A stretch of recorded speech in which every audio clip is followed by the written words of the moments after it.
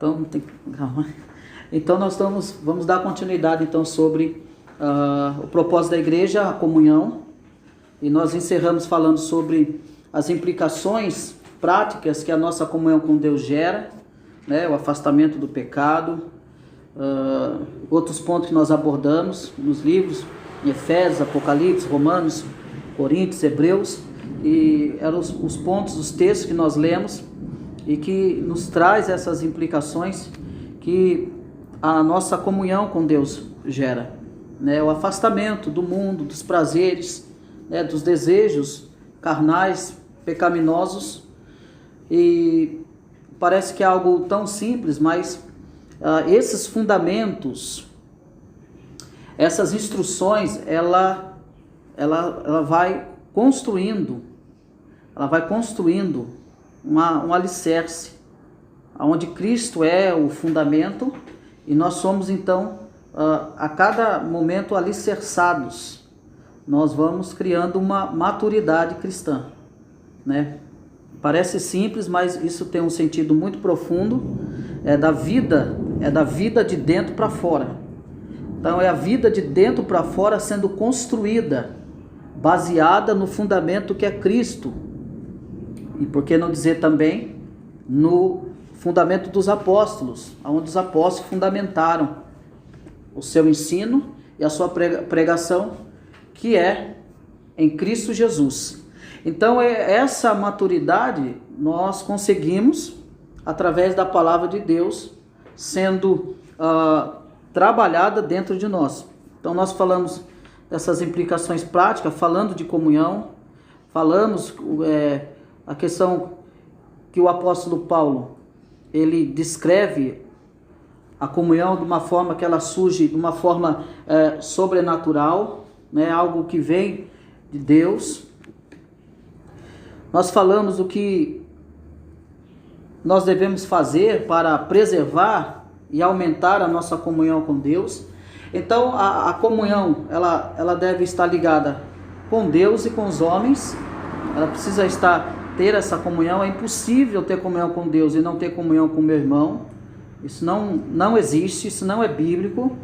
Não pode haver isso, não pode se aceitar. Apesar que às vezes a gente escuta o irmão dizendo assim: eu gosto daquele irmão, mas bem longe de mim. Isso não é bíblico. A Bíblia não dá base. Isso é pecado, é enganar, né? Então a gente precisa, e se nós temos dificuldades às vezes de amar uma pessoa, um outro irmão, nós temos que orar a Deus para que o Senhor tire isso de nós, porque isso não faz parte do amor de Deus, né? Isso não glorifica a Deus isso, né? Me torna um impostor quando eu digo que amo a Deus, mas eu não amo meu irmão. Então eu me torno um impostor. Isso não pode acontecer. Dificuldades tem, de relacionamento tem, mas as dificuldades precisam ser sanadas através da Escritura, né? Através da busca de um relacionamento. E é por isso que Jesus vai dizer que bem-aventurado é o pacificador, né? O pacificador é aquele que desfaz as contendas. O pacificador é aquele que joga água na fogueira.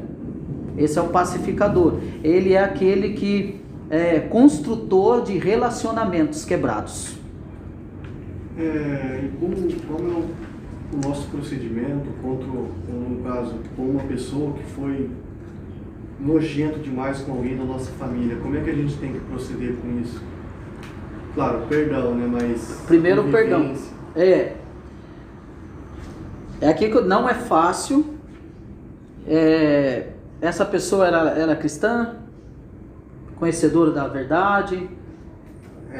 Porventura. É um caso que, por exemplo, alguém pode me indagar. Foi por isso que eu perguntei. Então, como que eu tenho que responder para essa pessoa se ela me indagar desse tipo, com essa pergunta? Alguém fez mal para ela? Mas é mal no sentido de algo nojento mesmo. Algo nojento. Você deve ter entendido o que eu falei, né? Sim. Se alguém me indagar isso, o que eu respondo para essa pessoa? Então, o que essa pessoa que foi ofendida, o que ela deve fazer? Isso? No caso, se ela viesse aconselhar comigo, tal pessoa fez isso, eu odeio ela. O que eu falo para ela? Que conselho que eu dou? Você deve orar com ela, mostrar para ela biblicamente a questão do perdão, né? conscientizar ela que Deus só perdoará ela se ela perdoar. É lógico que isso vai implicar na questão do conhecimento que ela tem do Evangelho também.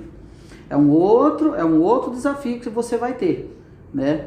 Se ela já tem um conhecimento básico que seja do Evangelho, já fica mais fácil de você aplicar ela, de você instruir ela. Agora, se ela não tem nenhum conhecimento do Evangelho, aí você vai ter um outro trabalho, né? Esse trabalho deve ser feito, porque é uma porta que se abre para que você possa falar do Evangelho para ela, e através do Evangelho você vai mostrar o perdão de Deus para ela. Mostrar, abraçar essa oportunidade e apresentar o sacrifício de Cristo.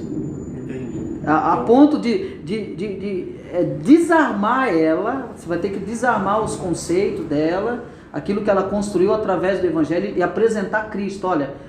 Olha quem somos nós e o que Cristo fez por nós, né? E aí você vai levando ela, levando a consciência dela, a necessidade dela perdoar. Não é fácil? Você não vai conseguir isso do dia para a noite. Isso é tempo. Isso é tempo de aconselhamento, de acompanhamento, até que você sinta que ela está de fato, então, compreendeu, né? E orando a Deus para que o Espírito Santo faça isso no coração dela, porque não é fácil. Não vou falar para você que não é simples assim, né? Porque vai mexer com a pessoa, com o emocional da pessoa, os sentimentos da pessoa, né? Então não é fácil. Então, uma ferida bem profunda. Uma ferida bem profunda. Então, exatamente, instruindo ela com o Evangelho, orando por ela, dependendo do caso, né? Então precisa se conhecer a obra de Cristo e ver o quanto que ele nos perdoou, e você apresentar isso. A pessoa tem que ver isso, né? Porque a pessoa ela vem com senso, quem perdoa é Deus. Já tem esse jargão, né? É chavão já, né? Eu não perdoo, quem perdoa é Deus. Aí você tem que mostrar para ela, não, Deus perdoa, mas ele disse que se você não perdoar, você também não vai ser perdoada. Deus não te perdoa, né? E nesse momento, o mais duro que foi para a pessoa, então ela é lógico, isso é óbvio, ela vai se sentir completamente injustiçada, né? Isso é fato, mas tem que mostrar para ela também que ela é uma pecadora, né? E que ela também comete erros, comete pecado contra o Criador, né? E que ela precisa do perdão de Deus. E se ela não perdoar, é lógico que é aquilo que eu falei, é muito delicado, né? Aconselhando, né, sabiamente o que vai falar. Sempre pedindo instrução. Buscando instrução na Escritura. Entendi. Né? E às vezes se tiver alguma dificuldade, busque de alguém que possa, me dá uma luz aqui, né? Ou algum texto, mas a Bíblia está falando o quê? Me dá uma luz no texto que fala sobre isso, que vai tratar sobre isso. Por exemplo, no meio do cristianismo, a ofensa contra o irmão, a Bíblia vai tratar disso. Você tem alguma coisa contra o seu irmão, vai lá, mas aí já no contexto já de comunidade, da igreja, Então tem todos isso, né? Então é um trabalho, Diego. Entendi. É um trabalho de aconselhamento, de instrução, é um trabalho de você se dedicar e se gastar pelo seu irmão. Até pode-se dizer Acompanhar, sim. Nossa, acompanhar. É muito importante, instrução bíblica. Para você saber o que você vai fazer, como que você vai. E a oração. Porque, na realidade, a Bíblia ela é um livro de instruções, né? Um livro de instruções. Tá lá, tem uma instrução preparada pra gente ali. Então, você tem tudo ali. E lógico, joga o orgulho de lado, se precisar de ajuda, pede, liga, entendeu? É isso que a gente pode ter. Eu até hoje peço ajuda, né?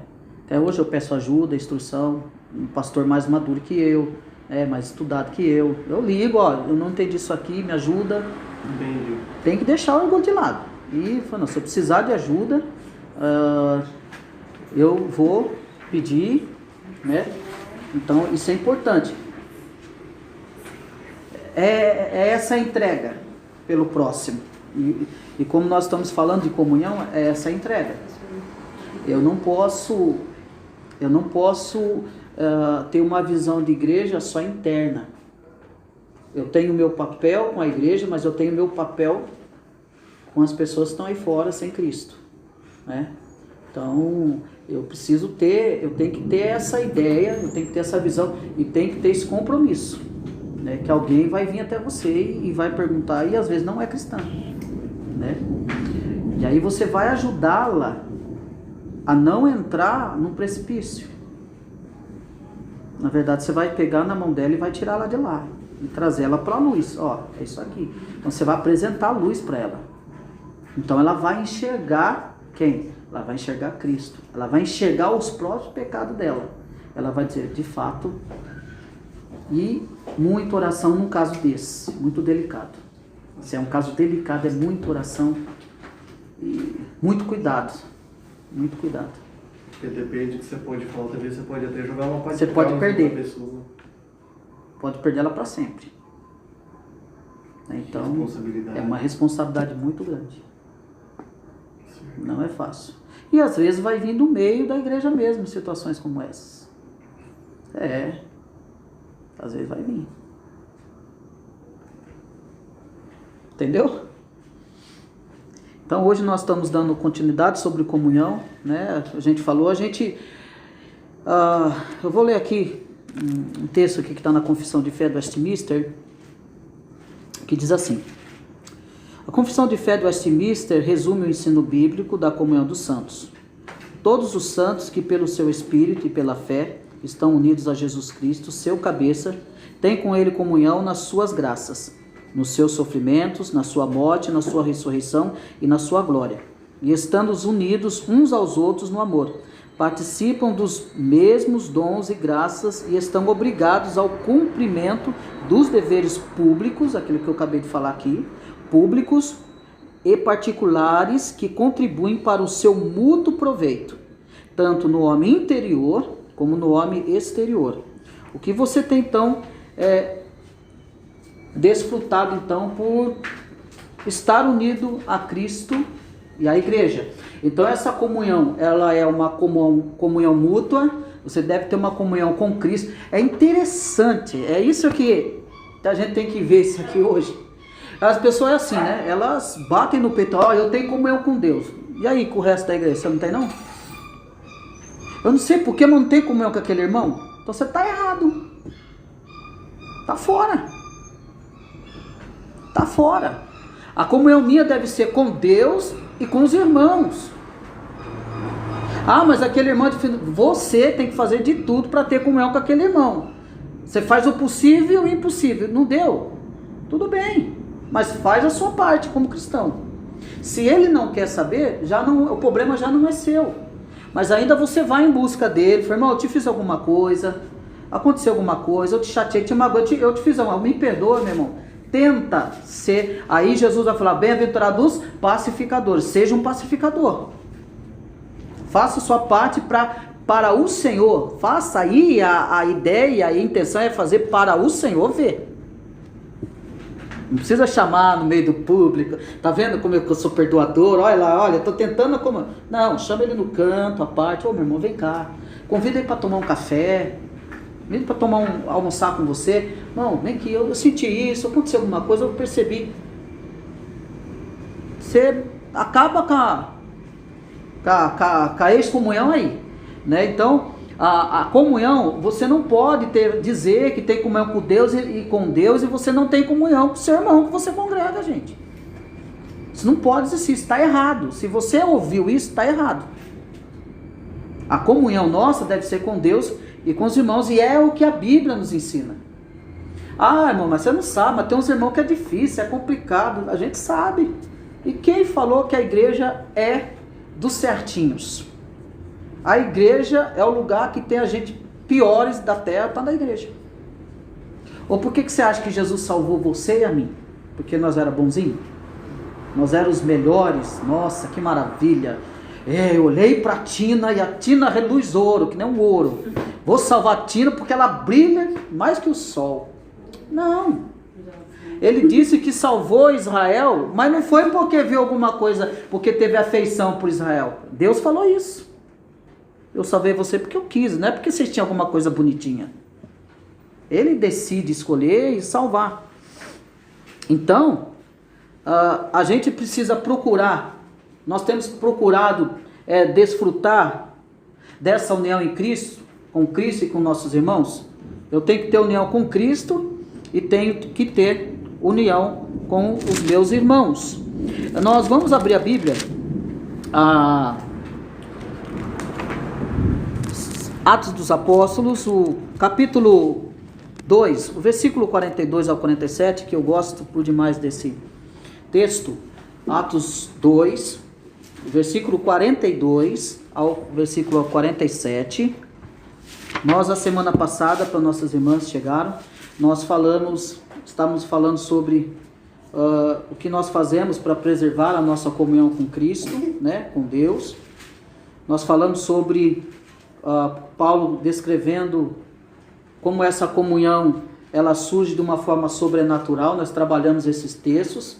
Falamos também quais as implicações práticas que a nossa comunhão com Deus gera, né? Afastamento do pecado e assim por diante, tudo aquilo que nos beneficia a nossa vida de santidade com Deus, né? A nossa comunhão ela vai nos aproximar mais de Deus, mais da santidade, mais da sua palavra, mais da obediência, de cumprirmos aquilo que o Senhor requer de nós. Nós conseguimos, com a graça, praticarmos isso. Eu terminei falando que isso parece ser simples, mas é isso que vai estruturar minha vida cristã. É isso aqui, é o Evangelho, pouco a pouco, trazendo a instrução. É isso que vai fazer eu amadurecer. É isso que vai me dar estrutura espiritual. É isso que vai me segurar no momento da prova, da luta, da dificuldade. Não é oba-oba, não é barulho que vai me dar, que vai me fazer ficar de pé. O que vai me fazer ficar de pé é a instrução da palavra, é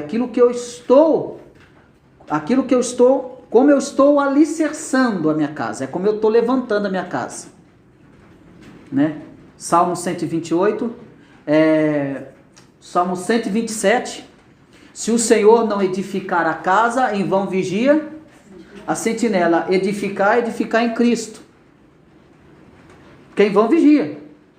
Todas as outras coisas externas que aparentemente parecem ser poderosas, isso aí vira como palha. É palha. Agora o que vai ficar é aquele que está alicerçado na rocha. É diferente, é como Jesus vai pegar e ele vai falar sobre os dois fundamentos. Ele vai falar da casa que está na rocha, da casa que está na areia. E você precisa perceber isso que ele está falando, e você tem que perceber que o mesmo mar, a mesma tempestade vai bater nas duas casas, mas o que vai prevalecer é a casa que está alicerçada na rocha. Agora o que você tem que perceber é que essa tempestade vai bater para os dois lados. A diferença é qual que permanece. Entendeu? Esse é o sentido do texto. Então você está construindo a sua casa aonde? Estou construindo a minha casa no movimento e tal, na agitação. Isso, vai bater a tempestade e você vai para o chão. Por quê? Porque isso não te traz firmeza. Isso não lhe traz amadurecimento. Quando a luta vier, você vai espanar. Você vai entrar em crise. Você vai entrar em desespero. Você não vai aguentar a prova. E aí é onde você vai ter que ver onde está alicerçado a sua casa. Então,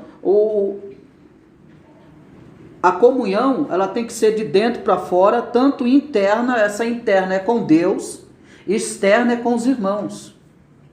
É ter essa comunhão e ter esse equilíbrio, esse amadurecimento. Porque nós, pecadores, nós temos o senso de justiça. A gente quer se deixar, a gente fulmina todo mundo. Pisou no meu pé, o irmão pisou no meu pé e tal, a gente quer fulminar todo mundo. Então a Bíblia nos traz para a gente aprender o que é essa comunhão. O que é ter comunhão com a igreja, né? É aceitar as indiferenças, né? É a gente compreender aquele que é mais fraco na fé, o mais sensível na fé, o mais chorão, o mais zangado, o mais empurrado, o mais teimoso. Tem todas essas adversidades dentro da igreja. E a comunhão, ela vai nos trazer esse amadurecimento para a gente aprender a lidar com todo tipo de gente dentro da igreja. Porque é todo tipo de gente, pecadores, debaixo do mesmo teto. Então a comunhão veio para nos ensinar a conviver com ele, gente. Porque o que a gente quer, fala a verdade, a gente não gostaria que as pessoas fossem do jeito que a gente quer? Parece que seria tão maravilhoso, né, se as pessoas fossem do jeito que a gente queria. Mas eu digo para você que não. Seria uma coisa sem graça, monótona, uma coisa antipática, né? Se não houvesse as indiferenças. É as indiferenças que faz a gente crescer. São as indiferenças que faz a gente aprender a amar os irmãos, uns aos outros, falando de comunhão. Mas vamos ler o texto. Pedi para André ler esse texto, 2, 42 ao 47. 2, 42 ao 47? Isso.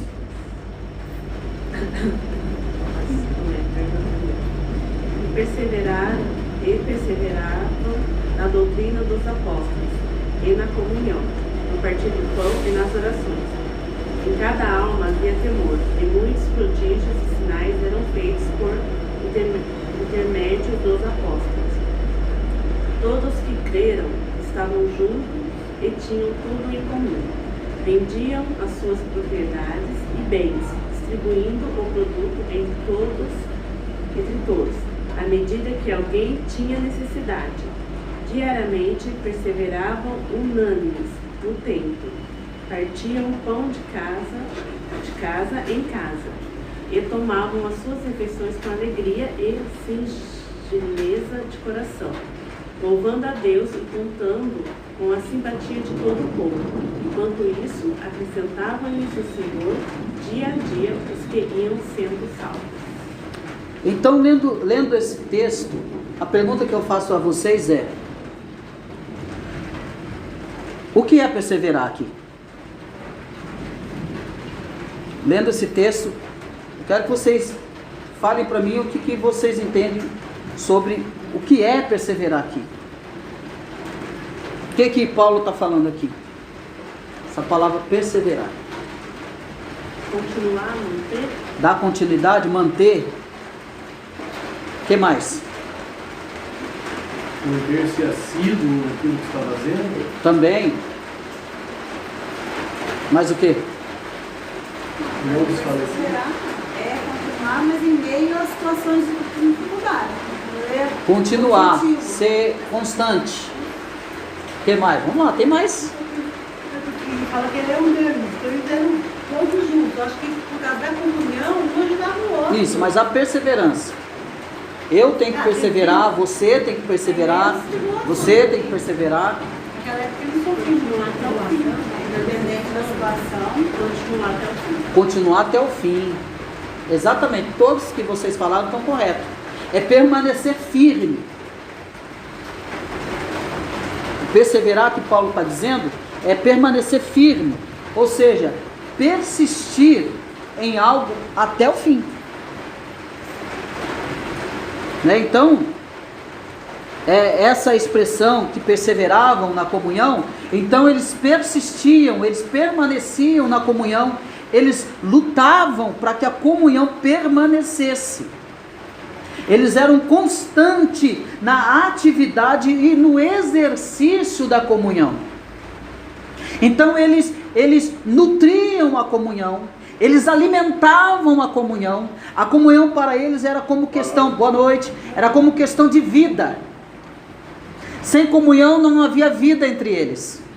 Então era alimento. A persistência era um alimento que gerava a continuidade. E eles permaneciam. A permanência. O que faziam eles permanecer eram a perseverança mútua. Mútua. Então, essa palavra que o texto ele indica, uma permanência firme e contínua numa determinada atividade. É firme e contínua numa determinada atividade. É continuar, é ser firme. Alguém diz assim, irmão, bora, desiste não, vamos até o fim. E isso, no contexto da família de Deus, é falar um para os outros, meu irmão, vamos embora, não desiste não. Aí que a comunhão vai muito mais além dos que as minhas palavras. Aí é a hora que eu tenho que abraçar o meu irmão, dobrar o joelho com o meu irmão, orar com ele. É aquela questão da pergunta que você fez. E aí é ser igreja lá fora também, mas não só com as palavras, eu vou orar por você, que dia que eu possa ir, vamos orar junto, vamos chorar junto, vamos nos alegrar junto. Aí essa persistência é uma prática determinativa. Eu estou determinado a ter comunhão e expressar essa comunhão pelo meu irmão. Eu estou determinado a não esfriar essa comunhão, porque é essa comunhão que me faz permanecer firme. Entende isso?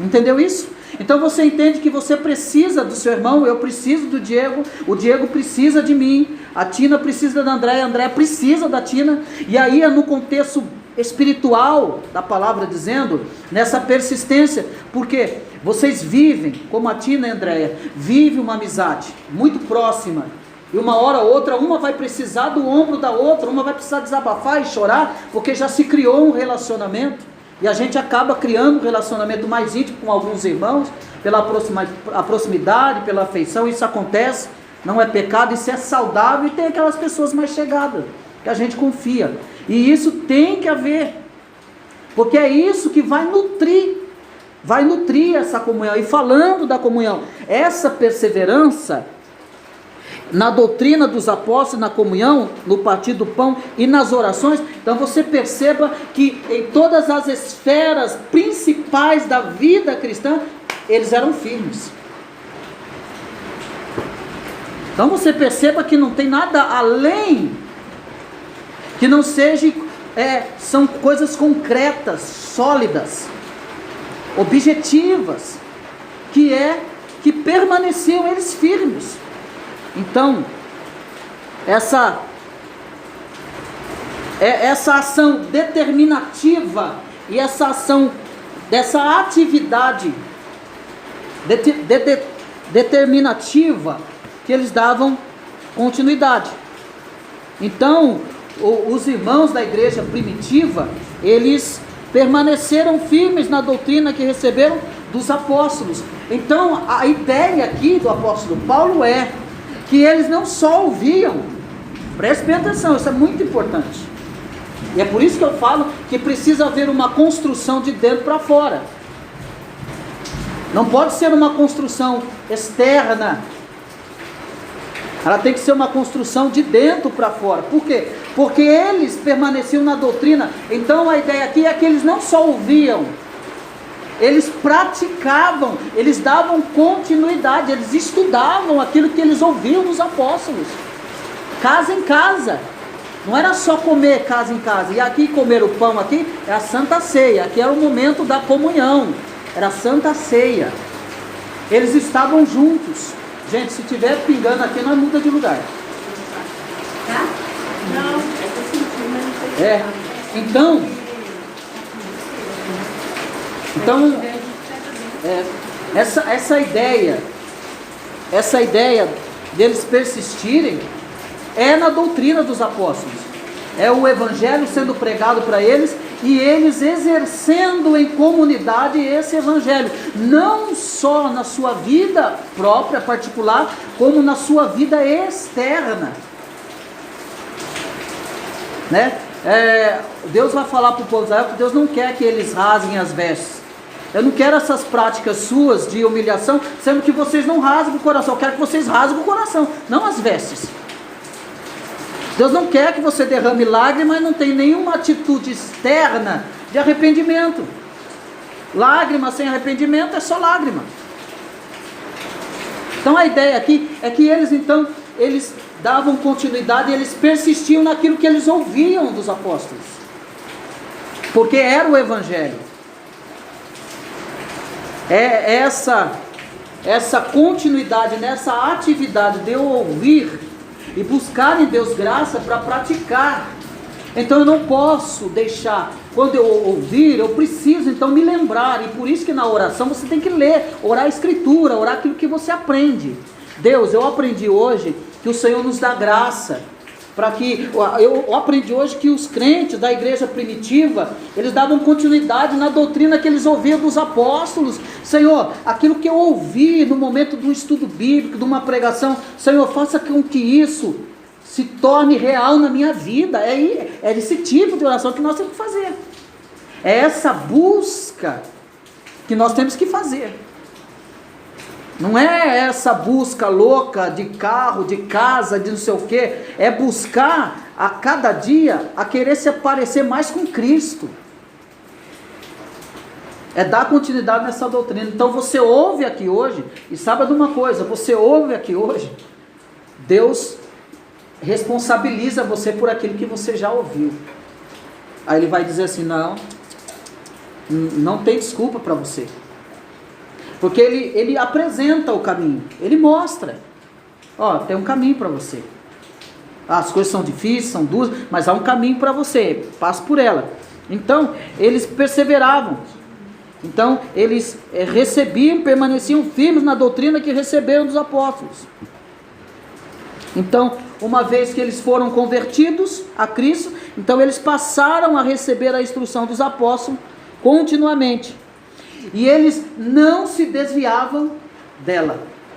Esse não tem desculpa que você falou, não é relacionado ao perdão, é relacionado ao você não tem prerrogativas para dizer, eu não sabia. Isso, mas você não tem argumento para dizer, eu não sabia.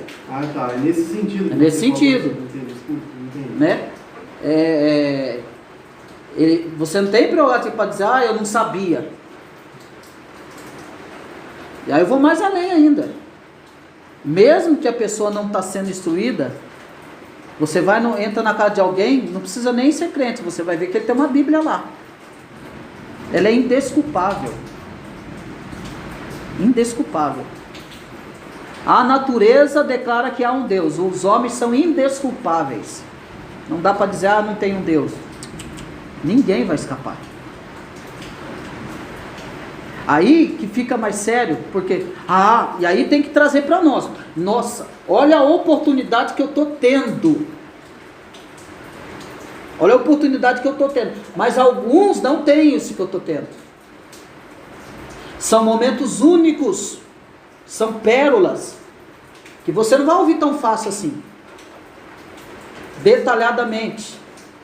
Então você tem que abraçar isso e valorizar com muita honra ao Senhor. Falar, Senhor, muito obrigado, que apesar de eu ser um pecador, o Senhor tem que cuidar de mim. O Senhor me chamou, não sei o que o Senhor viu em mim, mas o Senhor me chamou. Né? Então, é esse cuidado. Então, a nossa comunhão é horizontal e também ela é na vertical, com Deus e com nossos irmãos.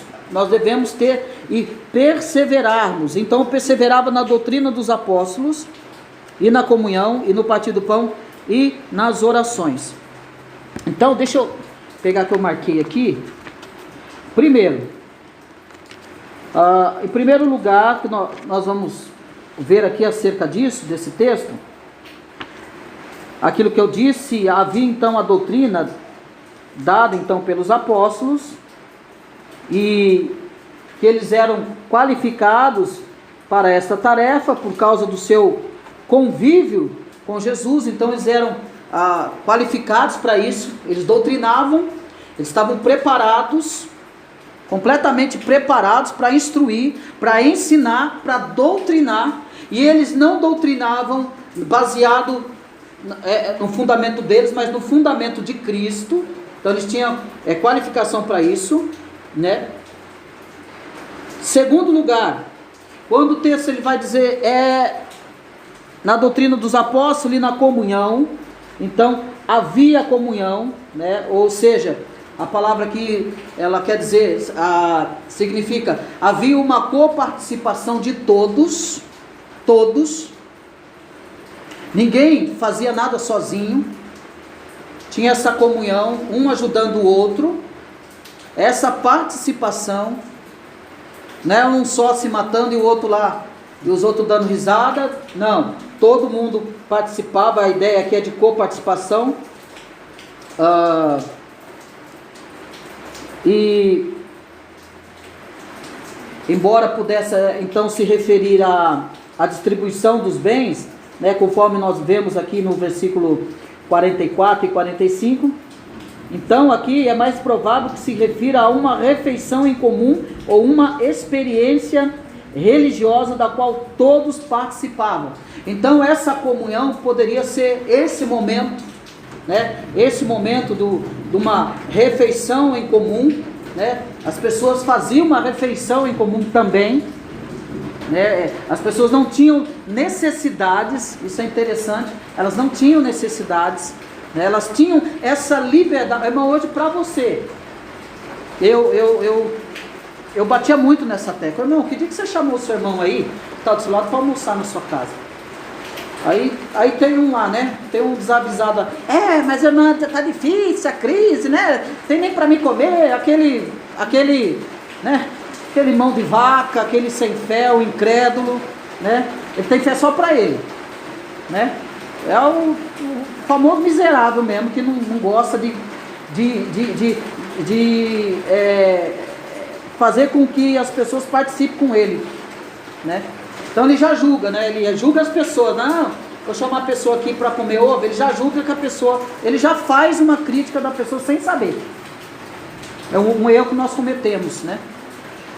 Então, essa comunhão que eles tinham, comiam juntos, almoçavam na casa do outro.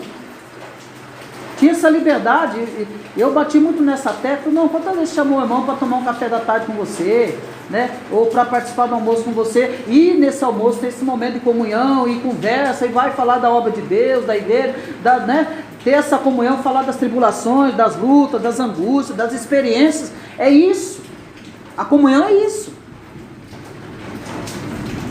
E a gente deve se perguntar quantas vezes nós fazemos isso, praticamos isso, os nossos irmãos.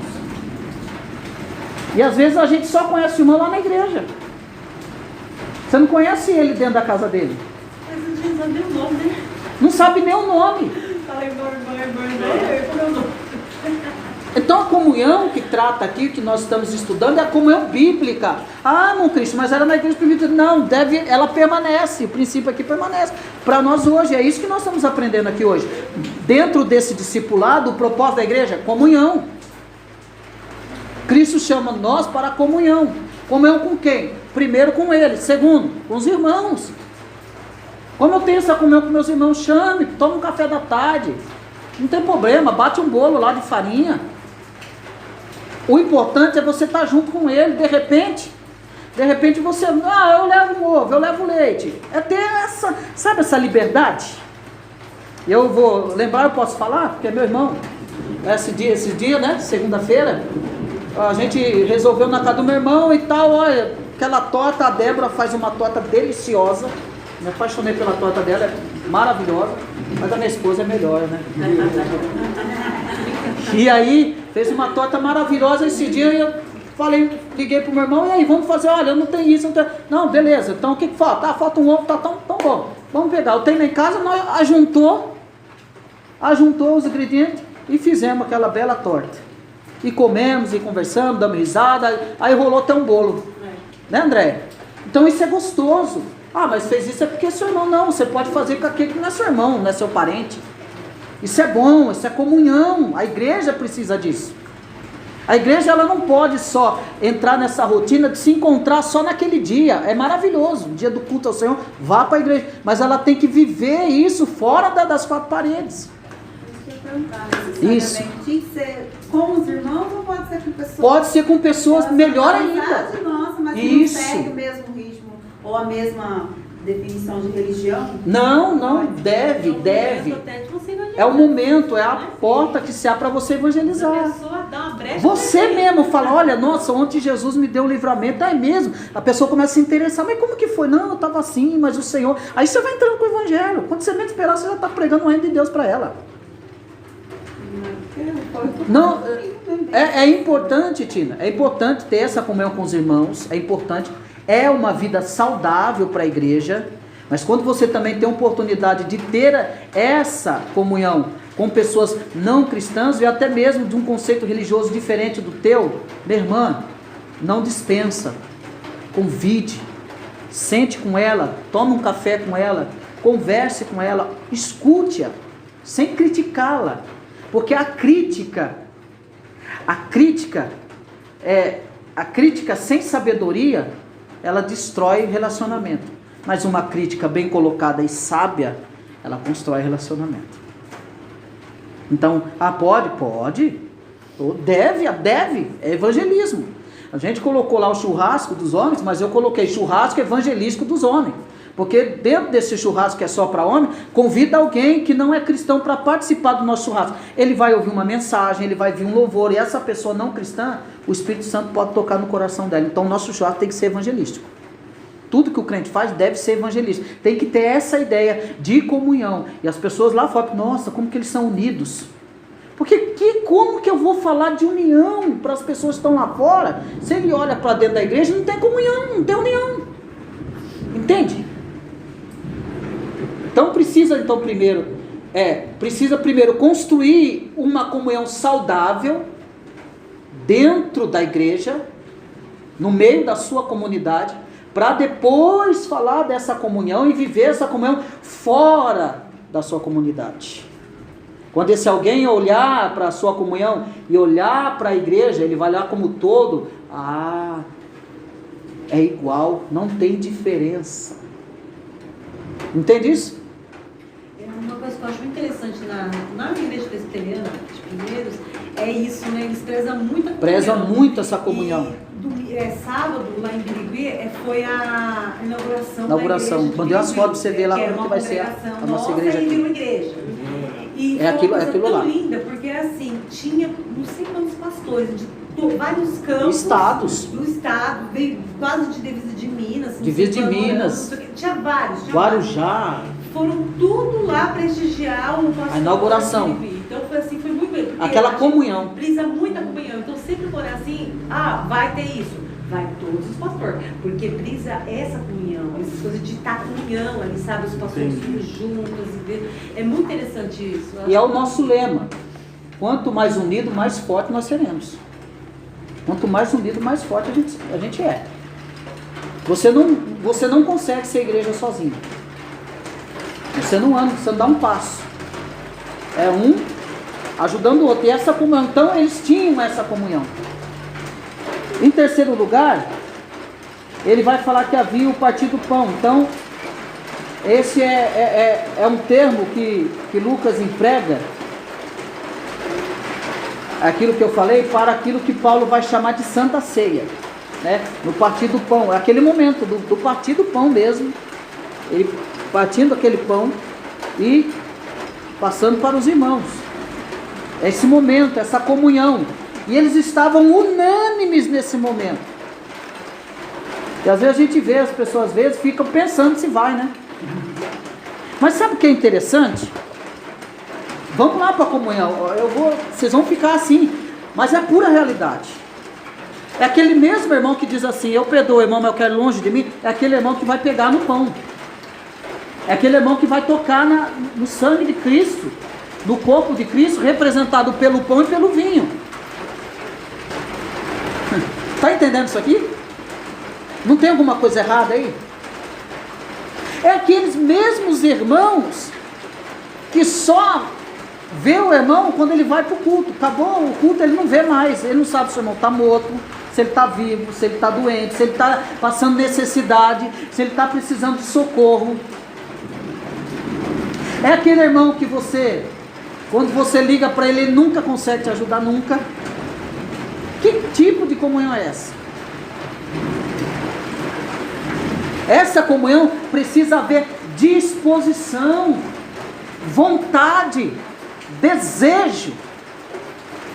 É cuidar do meu irmão como que eu estivesse cuidando de mim mesmo.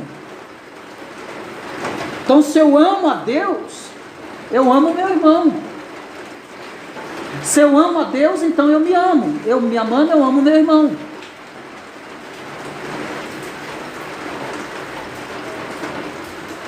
É a disposição de participar com ele, da vida dele. Viver, o propósito da igreja na comunhão é participar da vida do outro em plena comunhão. Né? Em plena comunhão. Então é ter essa disposição, é esse partir do pão. E aí, na hora da ceia, vira até anjo. Aí depois acabou a ceia, acabou também a comunhão. Parece que a centralização, entende isso? A centralização da comunhão dentro de 4 paredes. Parece que está dentro de uma cápsula. E lá tem algumas vias de regras que eu preciso viver para que eu possa fazer parte. Mas eu saí daquela via de regra, a minha vida continua do mesmo jeito. Cada um por si. E hoje eu tenho até medo de perguntar. E aí, irmão? O irmão tem medo de perguntar. Tá tudo bem com você? Ele morre de medo do irmão dizer assim, não tá não, irmão. Estou precisando de ajuda. Ele morre de medo. Então ele já fala, tá tudo bem com você? Ele some da sua frente. Para não dar tempo de resposta. É duro eu falar isso, mas a igreja, em alguma forma, acaba vivendo essa comunhão que ela não é uma comunhão verdadeira. Se tratando dessa comunhão que o apóstolo Paulo está falando. Ele está falando da igreja primitiva que vivia isso. Ele vai dizer no versículo 43, em cada alma havia temor e muitos prodígios e sinais eram feitos por intermédio dos apóstolos. Então percebam você que a consequência das coisas acontecerem era resultado da comunhão, da obediência à doutrina dos apóstolos, que gera isso. Esse poder sobrenatural que então manifestado através da vida dos apóstolos. Olha só a profundidade disso, da comunhão. Olha o que a comunhão é capaz de fazer na vida do ministro. Então o povo tudo sem comunhão lá e quer que o pastor faça descer fogo do céu. Está tudo desconcertado. É só Deus para fazer milagre. Só Deus. Você queria falar alguma coisa? Não. Então, é essa comunhão nossa. Entenderam isso? Vocês têm alguma pergunta? Alguma dúvida? Tá claro para vocês isso? Então, e a última ele vai dizer sobre no partir do pão e nas orações. Né? Então, ele fala dessa parte, dessa reunião cristã. Ele fala que os cristãos, eles tratavam dessa maneira, né, de observarem as horas de oração marcadas pelos judeus. Então eles prezavam por esses momentos de oração marcada pelos judeus na época. Eles não perdiam esses momentos de oração. Só estava Andréia lá? Não, estava toda a igreja lá. Não tinha nada que fazia eles perderem esses momentos, esses horários de oração.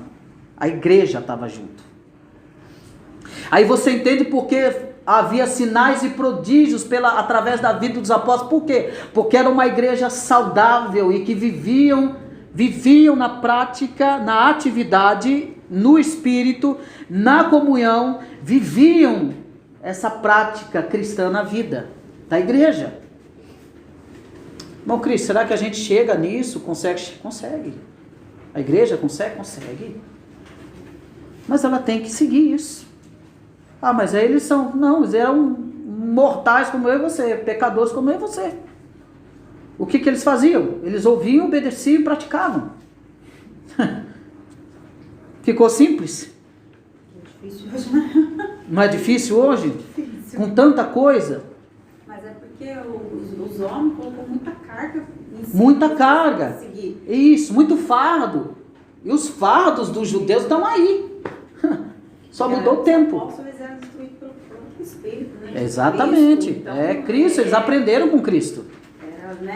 Era outra coisa. Era tete a tete. Imagina sendo doutrinado pelo apóstolo, um apóstolo da época. O Como diz aquele livro, o Evangelho puro e simples. O Evangelho puro e simples. Aí veio o homem mudando tudo. Muda tudo, vai tornando as coisas mais pesadas e mais difíceis. Aí as pessoas acham, olha assim, é difícil, Eu? é difícil servir a Cristo. Não é difícil servir a Cristo, é difícil servir o que o homem põe. Exatamente. Aí que é uma carga pesada.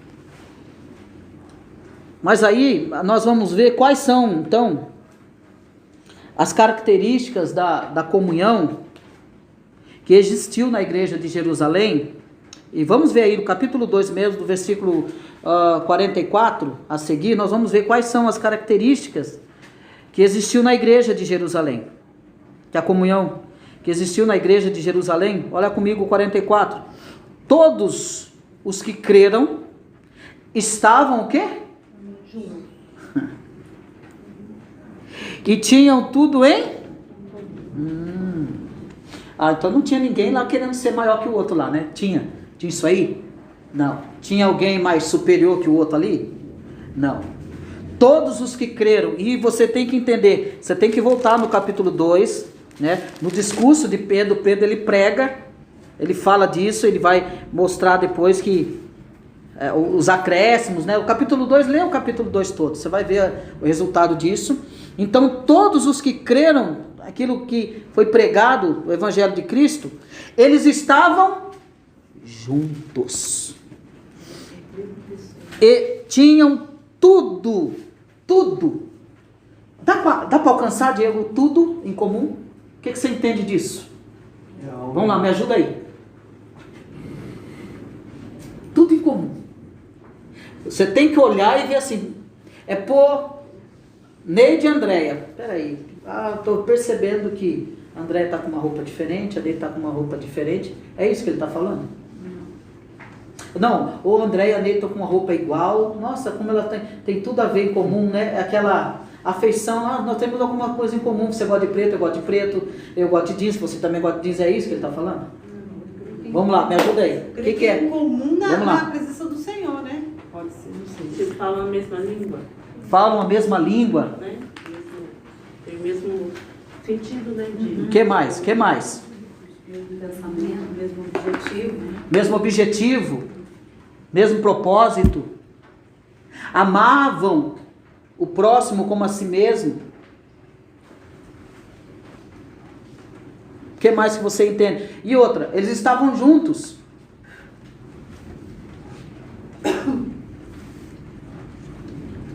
E tinham tudo em comum. Era o caso de, por exemplo, alguém passar mal, alguma dificuldade, não pisarem nele, socorro. Simplesmente o pessoal já... Era atendida. E ninguém passava dificuldade, porque uns ajudavam. Exatamente. Era literalmente uma família bem Uma família, bem isso. unida, união, né? União. Vendiam suas propriedades e bens e repartiam com todos. Isso. Então você vê, então a primeira característica era, então, o que você observa aqui no 44?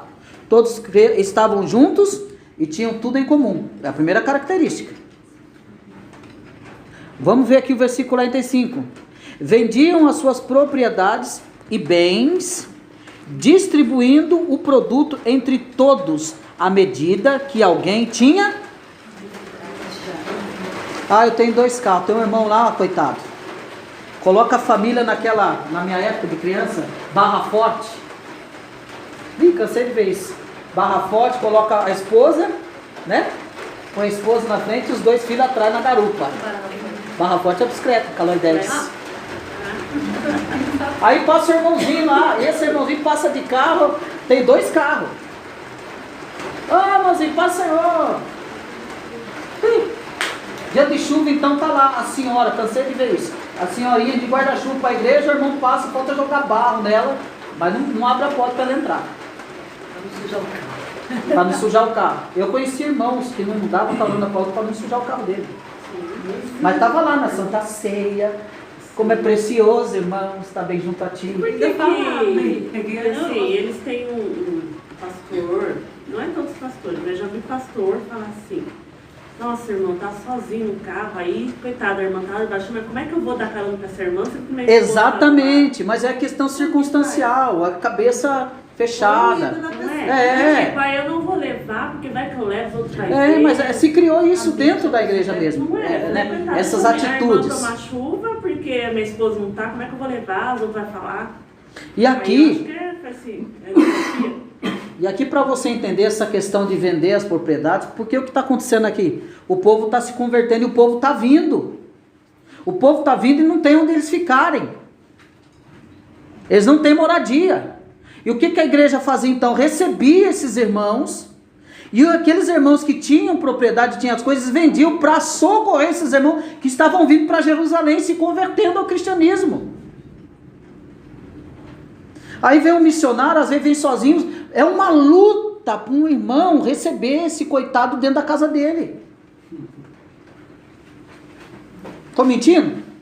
Vai jogando, não, o irmão fica lá na sua casa, não, fica lá na sua casa, não, fica... Irmão, pelo amor de Deus, aqui não, o que eles fazem? Eles estavam se convertendo e vindo, os crentes que estavam lá, eles vendiam para receber esses novos cristãos e dar assistência, e eles não tinham falta de nada, porque tinham tudo em...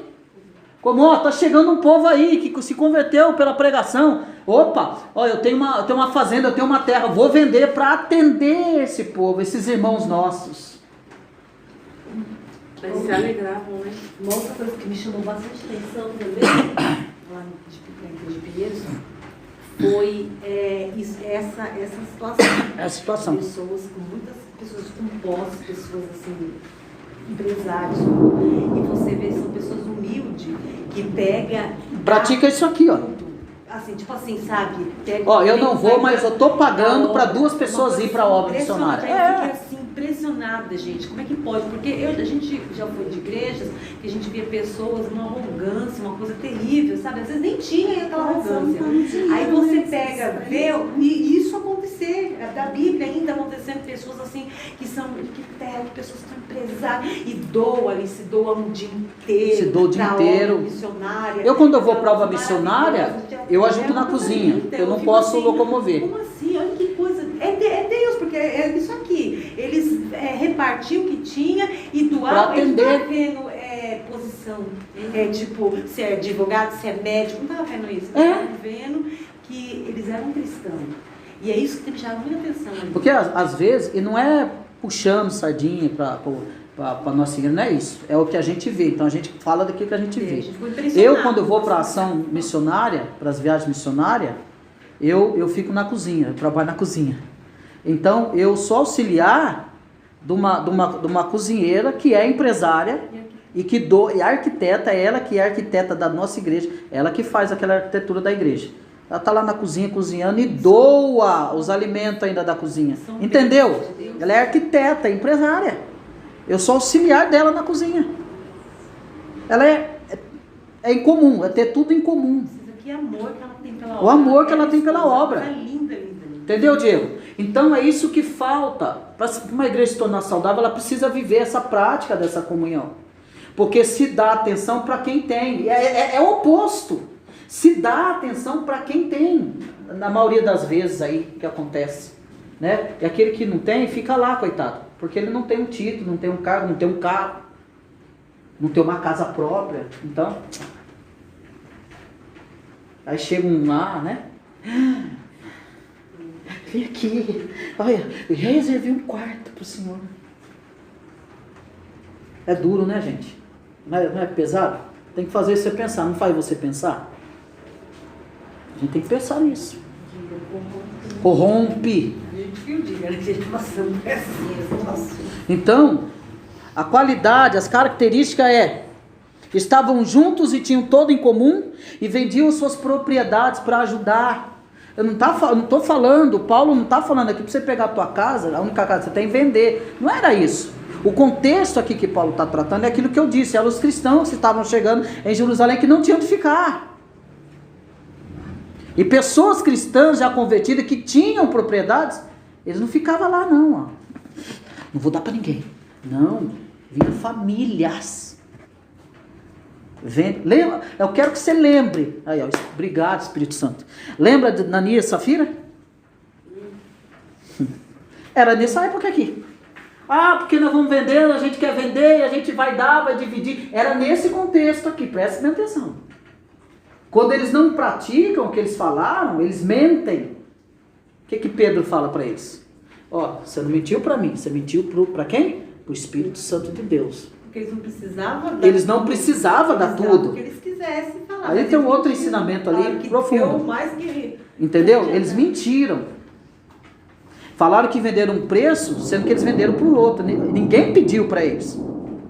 Eles, de livre e espontânea vontade, tomaram essa decisão, só que na hora de distribuir, quando venderam, subentende que foi muito dinheiro que eles pegaram na mão, aí eles pegaram e mentiram. Falou que vendeu por um outro valor. O olho, o coração, corrompeu eles, a alma deles. Isso mesmo, Tina. Corrompeu a alma deles. Ah, é? Você não mentiu para mim, você mentiu para o Espírito Santo de Deus. O mesmo rastro que foi o teu marido, você também vai.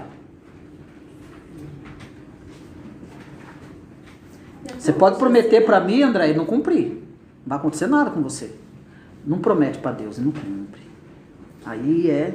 Salmista vai dizer, se você fez um voto, cumpre-o. E quando promete, esquece. Então, porque às vezes você tá assim, você promete alguma coisa. Eu prometi, eu não vou cortar o cabelo dessa vez.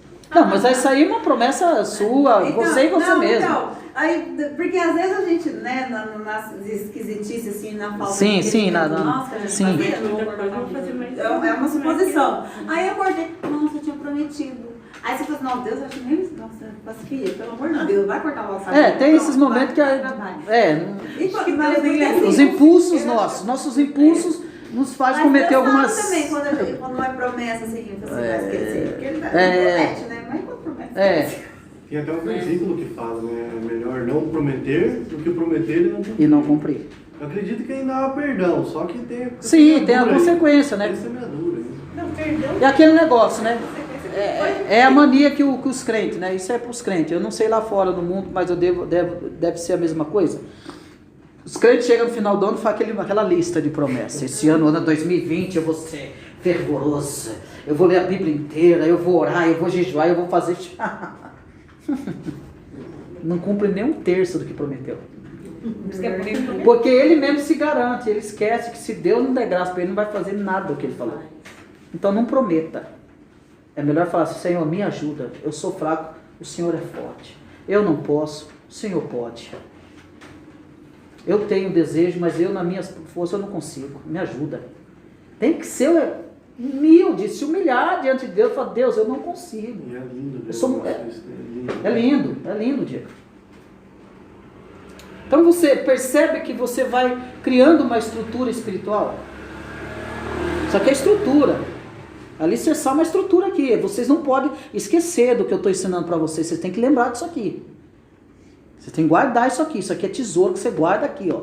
Onde a traça e a ferrugem não corrói. Não arranca. Não arranca. Mesmo você estando dentro do cárcere, o cárcere não arranca aquilo que está dentro de você. O cárcere para as suas pernas, mas não para a tua fé. Não para a tua fé. Entendeu isso? Então, essa é a segunda característica. Então, meu irmão, conselho que eu dou para você.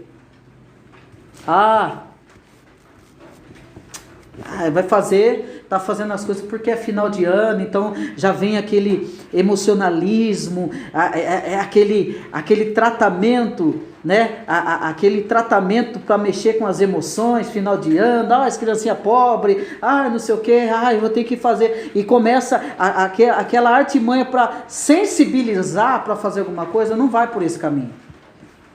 Mas então por causa disso eu não posso fazer alguma coisa? Pode, faça.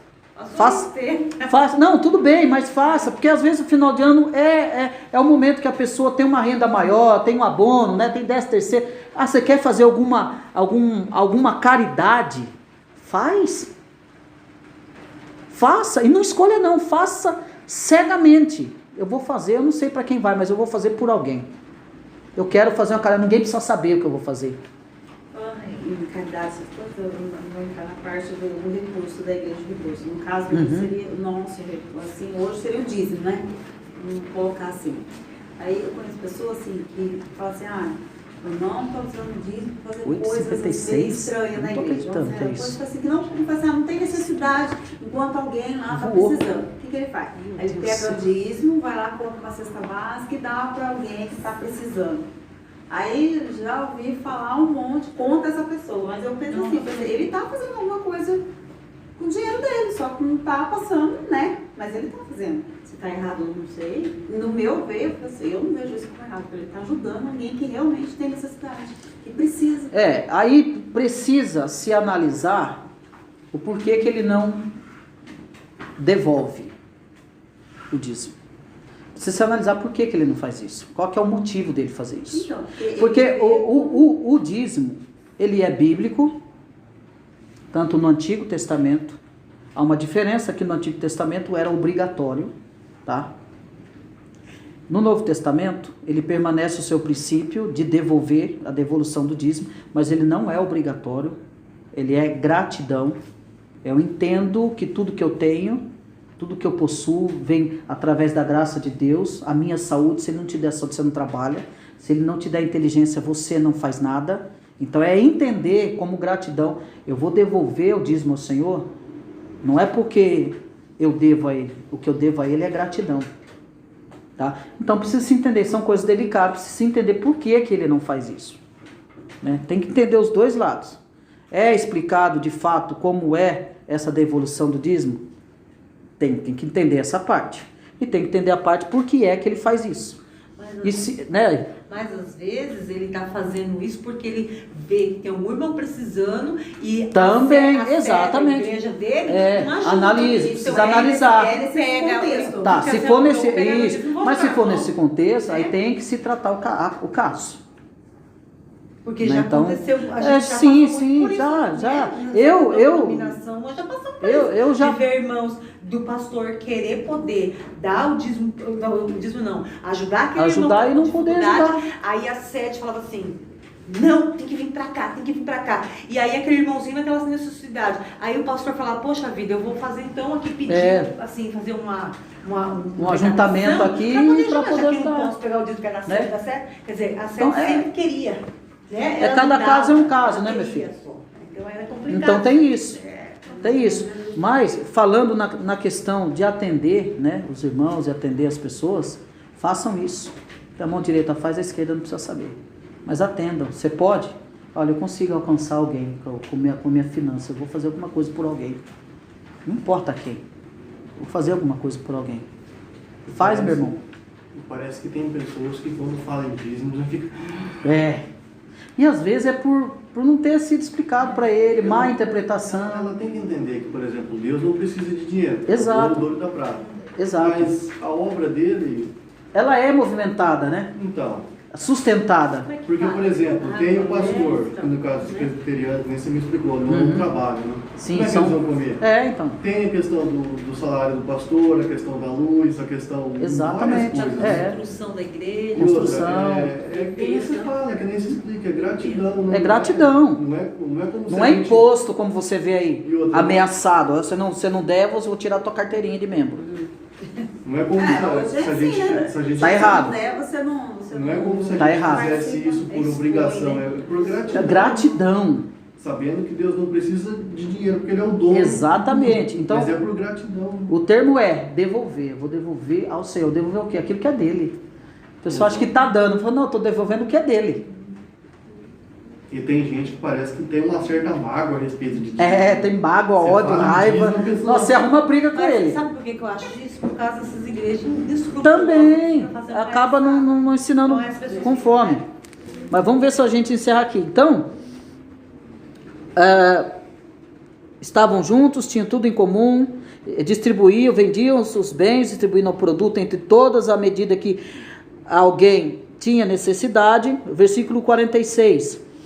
Diariamente perseveravam unânimes no templo, partiam pão de casa em casa e tomavam as suas refeições com alegria e singeleza de coração. E aqui está essa expressão de ter essa comunhão. Convida para tomar um café da tarde, almoço, uma janta, é isso aqui. Aqui agora entra isso. A primeira parte ele está falando da Santa Ceia, a segunda é essa comunhão entre os irmãos. Entendem isso? Então, É ter essa comunhão. A igreja ela se torna mais viva, né? Mais verdadeira um com os outros, né? Não fica aquele negócio, chega no domingo e aí? Né? Parece que... E você não tem muita coisa para... Perceba, ó, eu quero que você perceba isso aqui. Eu estou dando uns toques para você perceber isso. Perceba que quando se encontra, a igreja não tem comunhão. Uma igreja que não pratica, ela não tem essa comunhão aqui. Quando ela se encontra, o que ela vai falar? Acaba a pregação. Você acha que ela vai falar da pregação? O que ela vai falar? Ela vai botar as suas fofocas em dia. Eu estou mentindo? Ela vai falar tudo aquilo que é externo, tudo aquilo que é físico. Mas ela não vai falar do reino de Deus. Você pode... Para e pensa nisso. Eu quero que você pense nisso. Ela não tem o que falar do irmão. Ela não tem o que falar de convivência com o outro irmão. É uma pura hipocrisia. Olha, eu estava com o irmão essa semana, a gente tal... aconteceu isso. E aí, qual foi a sua vivência com o seu irmão essa semana? Nenhuma. Você viu ele? Não. Tá vendo ele quando? Agora. Eu estou falando de comunhão, gente. Tá vendo como é que o negócio é? Então é muito mais sério que... Às vezes até os cristãos não têm comunhão com o seu próprio irmão de sangue. Exatamente. Aí vai ter Mas fica, né? na igreja como? Não, porque o meu irmão de sangue não é crente, então eu tenho que... É aí que ele tem que evangelizar, falar, testemunhar para ele, né? Que através da vida dele, esse irmão se curve a Cristo, se rende a Cristo. Aí não, ele faz tudo o contrário. Porque às vezes não onde ele está, isso acontece também. Ele só encontra no domingo. Chega no domingo, tem o que falar. Porque não teve comunhão durante... Presta atenção nisso aqui. Não teve comunhão durante a semana inteira. Como é que ele vai ter comunhão com o irmão em um dia? Me fala. Você vai sentir dor do outro irmão? Você não convive com ele? Diego, é muito sério. Muito sério. Como é que você ama? Você vai casar um dia, orar a Deus que você case, eu vou no seu casamento, hein? Então como é que você vai ter amor pela sua esposa se você não convive com ela? Você não tem intimidade com ela? Pense. Você e sua esposa trabalham fora a semana inteira. Os dois trabalhando fora. Eu já vi isso acontecer, estou dando um exemplo do que aconteceu. O marido trabalhava de dia, o marido chegava, a esposa saía para trabalhar. Eles acabaram de casar. Eles não dormiam juntos, eles não se encontravam. Quando um estava chegando, o outro estava saindo. Qual foi o fim disso? Como é que os crentes vivem na igreja? Divorciado. Divorciado. Isso que eu ia falar. Muito bem, Tina. Bateu na lata. Divorciados. Dentro da casa. Não tinha pensado. É profundo. É profundo. Como é que você vai amar a sua mulher que você não tem comunhão com ela? Você não vive com ela, você não sabe do que ela gosta. Você não sabe se ela chorou, se ela riu, o que ela ganhou, se ela foi ferida, atacada, agredida. Você não sabe. Ela não vai conseguir falar com você. Por quê? Porque não tem entrosamento, não tem intimidade. Ela tem mais intimidade no serviço do que com o próprio marido dentro de casa. É onde surge, Hã? né? Hã? Né? Quando não surge... Pessoas, né? Que acaba dando o carinho que ela não achou. Exatamente, vamos lá. Aí, André, vamos levar para a igreja. Por que que a igreja acaba se... Eu vou usar esse termo, porque Deus vai usar isso lá no Antigo Testamento, se prostitui. Porque dentro de casa ela não tem comunhão. Então, por que tem muitos crentes que tem mais comunhão com o ímpio do que com os seus próprios irmãos? Pega essa aí. Aí vai falar que você é traíra, porque você tá com comunhão com a pessoa lá de fora. Que Você não tá tem rindo lá igreja, fora. você tá rindo lá Exatamente. fora, mas Mas dentro da essa comunhão não é lá fora, não é no sentido de evangelizar, não. É comunhão de praticar a vida pecaminosa e devassa que o outro vive. Só que esse mesmo irmão, ele vai depois no dia da Santa Ceia, se aproximar da mesa e tocar no corpo e no sangue de Cristo. Ai daquele que tomar indignamente, Sem discernir. Sem discernir o corpo. Sabe o que é discernir ali? Discernir é olhar para a cruz e ver toda a obra do pé, da cabeça ao pé que Cristo fez. É discernir o que ele fez. Eu tenho consciência do que eu estou participando aqui agora, eu sei quanto que custou. E a pessoa se lembrando. Sem que ela discernir já vai- é tocar na mesa inconsequentemente, loucamente. Tu és um louco. Você não sabe onde você está E o pondo a mão. deixar de ceiar, corre o risco de não ir pro céu? Não. Já ouvi isso? Não é? Não, Porque tem não, dia- não, não, porque, a assim, ceia é examina-se o comunhão. homem a si mesmo. Né? E às vezes se tem alguma coisa, eles falam no céu, já você fica, eu sei, não sei. Você vai Posso ser. cear? Não, E se eu cear, se eu morrer amanhã? Que eu não sei. não. Porque tem esse peso. Sim. Eu tenho esse peso. Mas Nós esse- temos esse peso. Essa Não. questão de examine-se o homem não é qualquer tipo de coisa que você Não é qualquer coisinha que você vai tomar ceia. Eu fiquei brava hoje, eu Ah, eu fiquei eu vou tomar irritado. ceia. Não é assim. Porque tem gente que deixa de tomar ceia por qualquer coisa. Não é isso. Já Por qualquer deixei, coisa. São coisas, pecados, assim, agora ele tá falando, uma prostituição é uma coisa pesada. Coisa uma pesada, que- grave. Agora, assim, hoje eu Tem agravantes, eu, viu? eu tô brava, Você hoje não eu há- vou tomar ceia. Dentro da Né? escritura vai ter os pecados mais agravantes aqui, viu? Não é isso. Não. ficava Tem brava, alguns ficava pecados que são mais porque graves senão aqui. a gente se bobear, a gente toma nunca. É, não toma nunca. Então, por é que que no nosso, por que que o nosso, no nosso culto, e aí falando de nós, agora eu vou falar, porque entrou nesse assunto, porque no nosso culto nós temos um momento de confissão de pecados. Para quê? É para levar você à consciência que você pecou e naquele momento você vai orar a Deus, foi o que nós fizemos aqui hoje. Você vai orar a Deus pedindo perdão a Deus pelos seus pecados.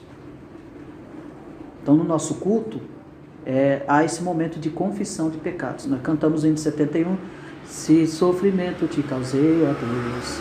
Nós vamos cantar aqui no final. Então, tem esse momento. Entendeu? Então não é por qualquer coisinha que você vai deixar de tomar a Santa Ceia. Nós temos que tomar muito cuidado com isso. Nós pode cair em tentação, daqui a pouco nós perde a primeira, a segunda, a terceira. E isso vai valer muito do entendimento que eu tenho desse momento de comunhão. O quanto eu prezo por esse momento. E aí é ter um entendimento claro do que significa exatamente aquilo que nós estamos estudando aqui no discipulado. Comunhão. Se a pessoa chegar e, tipo, né, ou são coisas pesadas, no caso, roubou alguma coisa, pegou que não era seu, indevido, ou se prostituiu, enfim, mas pediu perdão. Chegou a ceia. Essa pessoa ela tem que chegar até o pastor, comunicar para ele colocar de banco, sei lá, fazer qualquer coisa, ou ela pode simplesmente, diante de Deus, na sua oração íntima, pedir perdão, não praticar mais e ceiar. A Bíblia não orienta, a Bíblia diz que tem que confessar. Aí tem que confessar. Tem que confessar e isso tem que se tornar conhecido de toda a liderança. E a liderança tem que anunciar para a igreja. Não detalhadamente. Não vai falar o que ocorreu, não vai expor a pessoa. A igreja que faz isso está errado, já perdeu a ovelha não volta nunca mais na igreja. É humilhação isso daí. Né? Não vai expor. Tá? A pessoa não Tá fora de comunhão. Irmãos, por tempo determinado. isso, tal irmão estará fora da comunhão por tempo indeterminado. A liderança decidiu e com o conhecimento desse irmão, com o consentimento do irmão, entendendo que o agravante que ele cometeu, ele concordou com essa suspensão da comunhão. Amém, igreja? Amém. Acabou. E aí, essa pessoa que está fora de comunhão... A igreja mesmo, mas aí a igreja que tem que ter... abraçar A igreja que tem que ter essa percepção de abraçá-lo e mostrar para ele, ó, nós vamos cuidar de você. Não julgar. Não julgar, nem não. pecado, mas tentar De jeito nenhum, tá colocar errado, tá assim. errado, tá tudo errado. Ele Ajudar ele a se levantar. Tá, a comunhão. Tinham tudo em comum. Você acha que esses irmãos aqui não pecavam? A igreja de Corinto. É fácil Problemática. Julgar, né? Julgar, É fácil julgar, mas tentar ajudar o Então, mas a companheiro. gente sai do lugar de pecador e se acha no juiz, né? A gente se acha no juiz e a gente esquece do nosso pecado, né? Que há um Deus lá no céu que está olhando para nós e fala, se eu colocar a ira na frente, eu sumo com você daqui. Mas no lugar da ira ele lembra da misericórdia. É a questão do perdão. Tem que mostrar para ele que ele precisa do perdão, e que se ele também não perdoar o irmão, ele também não é perdoado por Deus. Você pode tomar ceia, pode cantar, pode criar asinha de anjo. Se você não perdoar o irmão, Deus não vai te perdoar. E se você tomando indignamente, isso é que às vezes o Ó, pastor fala, morre espiritualmente? Não, a questão de tomar indignamente, o que Paulo está dizendo ali, não é que você é digna de tomar. A questão é aquilo que eu vou dizer. Indignamente ali é a dignidade de Cristo. Não é sua. Eu e você não temos dignidade de nada. O termo que ele usa ali, ele está apontando para Cristo, na dignidade de Cristo. É por causa de Cristo que me foi concedido a graça, a bondade de Deus de participar, porque eu me tornei filho. Irmão, mas a dignidade está apoiada em Cristo. É você tornar a dignidade de Cristo como nada. Então isso é tomar indignamente. É eu fazer toda a baderna na minha vida e chegar aqui e fazer, eu dizer assim, o teu sacrifício não valeu de nada. Toma aqui, põe a mão no corpo, não estou nem aí. Que estraçalharam o seu corpo, porque o Senhor é santo, arrebentaram com o Senhor foi cuspido, levado tapa na cara. Deus, tá vendo aqui o que o Senhor fez? Para mim não resolveu de nada, então eu tomo o corpo e tomo o sangue. É não ter consciência. Diego. E assim, eu vou te colocar em umas situações, cada caso a gente tem que ver. Né? Sim, cada caso tem que ver. A questão do vício. O vício. A pessoa que tem vício, mas não luta contra esse vício, ela não poderia, no caso, tomar ceia, correto? Se ela não se ela não luta contra o vício, ela quer ficar no vício. Sim. Agora eu vou te colocar numa outra perspectiva. A pessoa que sofre um vício, mas não toma ceia. No caso, como posso dizer? A pessoa que luta contra o vício. Como é que seria a situação dessa pessoa na ceia? É outra questão. E também tem a questão do vício também. Por exemplo, tem o vício da imoralidade sexual, mas também pode ter vício. Eu vou ir a extremos, né? Vício em café, Sim. Vício em rede social. Como é que há vícios que ferem a santidade de Deus e há vícios que prejudicam o corpo, que é templo e morada do Espírito Santo de Deus. Então são dois paralelos, mas ambos são vícios. Ambos são prejudiciais. Tá. E o vício em si é pecado? O vício em si, se ele é pecado? O vício em si é consequência. O vício é consequência do desejo carnal do ser humano. Porque o vício, ele não é algo espiritual. Não. O vício é algo carnal.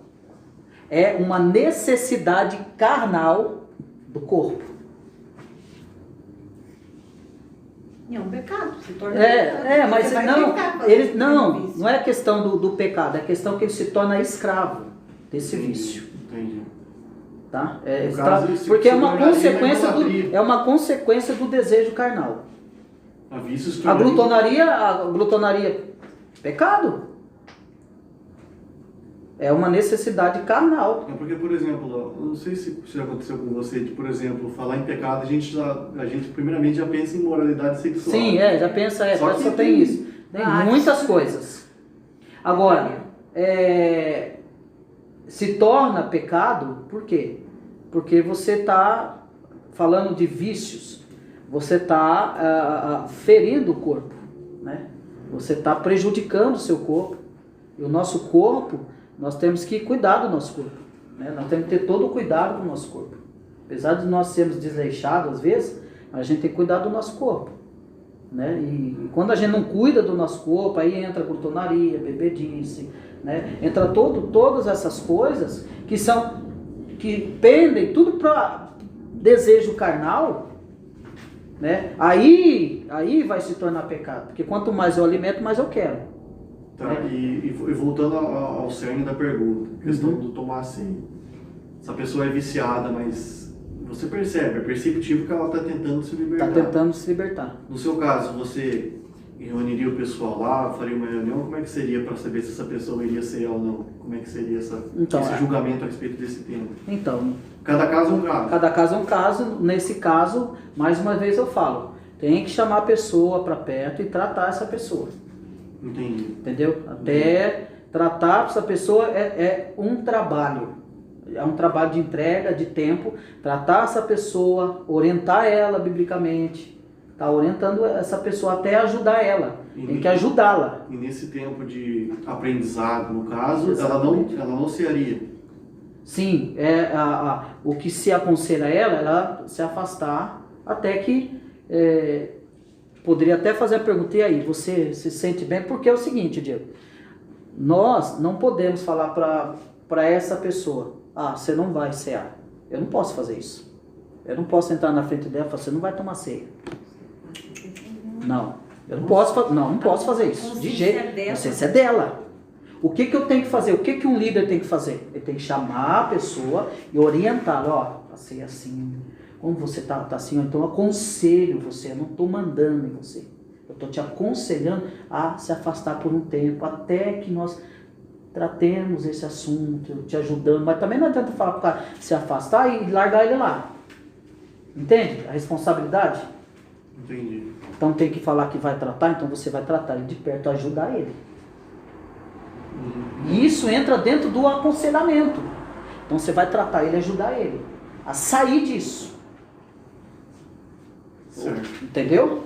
Então é dessa forma que nós agiríamos, tá? Mas eu não posso entrar na sua frente, você não vai tomar ceia, a consciência é tua. Mas também, Examine-se o homem a si mesmo. nesse caso também seria para esses vícios em rede social, isso daí também se aconselharia esse mesmo conselho? Ou depende do que ele falar? Então, depende do que ele vai apontar, do que ele vai falar. É. Né? Porque se tratando de vício, aí vamos entrar no contexto geral de vício. Então, é entender que tudo aquilo que me afasta de Deus e me leva para a carnalidade é pecado. Nossa, Você está alimentando o quê? Seu espírito e sua carne. não estou entendendo. É o desejo carnal. Aí entra a cobiça dos olhos, o desejo da carne. Então entra todas essas questões. Eu tenho que analisar, e por isso que tem que ter um acompanhamento para que essa pessoa ajude, auxilie ela e mostre, e às vezes ela não vê isso. E mostre para ela, olha, fulano, você está errando aqui, ó. Mas ó, vamos tratar isso aqui, vamos, né? Como é que você sente? Você acha que você, né? Eu não falo essa condição que você, eu tenho condição, não é isso. Mas você entende que você está em condições de participar, sei o que você pensa, mas isso é depois de conversar, de orientar, entendeu? De tratá-lo. É tratar. É tratar. E isso, Diego, é o que falta, meu filho. A gente estudei lá na faculdade sobre aconselhamento. Nossa, é muito mais do que a gente imagina. Não é assim. Então, você percebe, você percebe que tá tudo errado, né? Você percebe que tá tudo errado. Entendi. Olha a falta que tá. Você tá falando.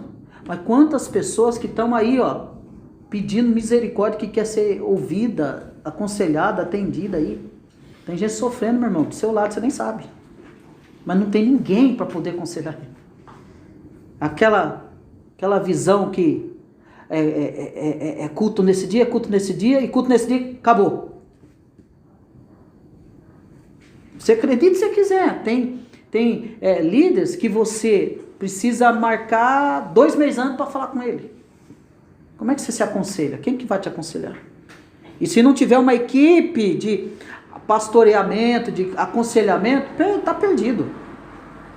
É a mesma coisa que você está doente e precisa de um medicamento ou de uma cirurgia do SUS, como a gente conversou, né, André? Acho que foi com a Débora, não lembro, que a pessoa que já chegaram na casa, a pessoa já estava enterrada faz muito tempo. Chamou a fulano, fulano de tal morreu faz 2 meses. Entendeu? Quando dá 2 meses que ele consegue falar com o líder, já, cadê o fulano que queria falar? Tá agendado, tá, né? Então, ele se matou.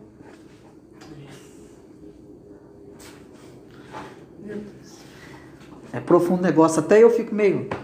Jesus, que peso na minha... Nossa, é um peso. Mas, meus irmãos, nós vamos continuar, né? Nós vamos continuar sobre isso, sobre a comunhão, porque o negócio é muito sério. Então nós vemos aqui as características, estavam juntos, tinham tudo em comum, vendiam para atender aqueles que não tinham, eles diariamente perseveravam, comiam, faziam refeições um na casa do outro. Fulano, vem jantar para cá, vem tomar café da tarde comigo, e assim vai. E a comunhão vai se fortalecendo. E por último aqui, o versículo 47, olha como eles faziam isso. Ah, eles faziam isso resmungando, murmurando, reclamando. Não, olha o que eles faziam. Louvando, e aqui o termo está em andamento. Louvando a Deus e contando com a simpatia de todo o povo. Enquanto isso, acrescentava-lhes o Senhor dia a dia os que iam sendo. Então esse compromisso é só do líder? O crescimento, o compromisso é só do líder? É o compromisso de toda a igreja. Cai naquela frase, ovelha gera ovelha. Ovelha gerando ovelha, pastor gerando ovelha, todo mundo gerando ovelha. Porque sempre cai só nisso, né? Eu ouvi aí, não sei quem me falou que o pastor disse que pastor não gera ovelha. Eu falei, não, isso aí tá de brincadeira comigo. Ele não é ovelha também? Então, Oxe. todo mundo gerando ovelha, todo mundo gerando ovelha. Então, a igreja é a comunhão dos santos. Pastor é uma ovelha. Amém, meus irmãos? Então nós paramos por aqui. Era o Senhor que é pastor. Depois, na próxima quarta-feira, nós damos continuidade.